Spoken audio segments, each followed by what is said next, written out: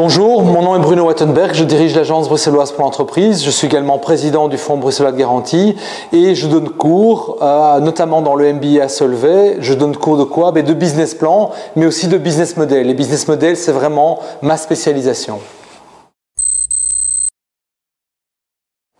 Eh bien, le Business Model Canvas, c'est une méthodologie. C'est quelque chose de relativement simple qui permet de construire morceau par morceau un projet d'entreprise qui ait du sens, qui ait de la cohérence. C'est aussi une méthodologie qui permet la créativité, une méthodologie qui permet de jouer sur les différentes composantes de l'entreprise, de réfléchir avec des amis, de faire un brainstorming sur les différents éléments du Canvas. Le Business Model Canvas, c'est en fait 7 grands éléments qui constituent le cœur de l'entreprise. L'avantage de disposer, d'utiliser le Business Model Canvas, c'est que l'entrepreneur travaille simultanément ou en série sur l'ensemble de ces différents éléments. Souvent, quand l'entrepreneur ou le candidat entrepreneur change un élément, il ne tient pas compte des influences sur les autres éléments. Quels sont ces 7 éléments? Eh bien, d'abord, la proposition de valeur, ce que l'entrepreneur va offrir. Ensuite, le client. 3e élément, le canal de distribution. 4e élément, l'ensemble des éléments d'interaction entre le client et l'entreprise. Ensuite, vous avez tout ce qui est ressources et compétences. Quelles sont les ressources et compétences dont je dispose pour faire un projet? Ensuite, quelles sont les activités clés? Et enfin, quels sont les partenaires? Ces 7 éléments-là constituent vraiment la base de ce qu'on appelle le business model, le modèle d'affaires. C'est la manière dont une entreprise va pouvoir gagner de l'argent.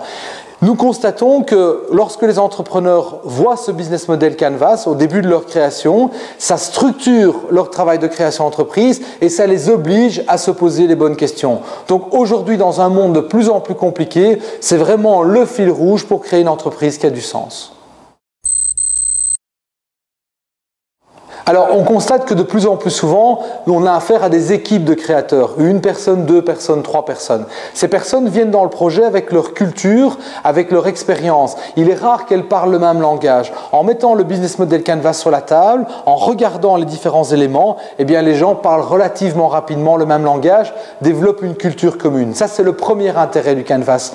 Ensuite, en disposant de ce Canvas, on peut non seulement dessiner sa propre entreprise, mais également la comparer à des concurrents. Donc le Business Model Canvas est un outil de concurrence.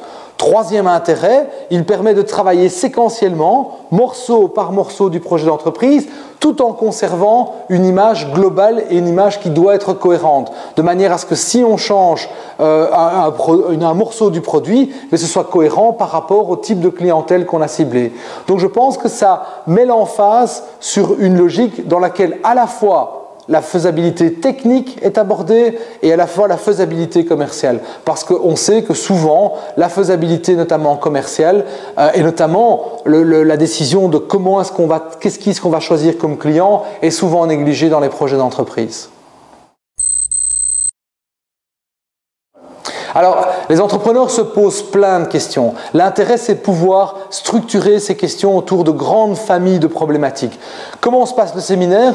Eh bien, nous donnons d'abord une introduction un petit peu théorique sur ce que c'est le Business Model Canvas, après avoir expliqué aux participants que le monde change et donc il faut des méthodologies adaptées à ce changement. Ensuite, on fait un petit exercice relativement simple en prenant une entreprise que tout le monde connaît et en regardant pourquoi cette entreprise est en difficulté financière.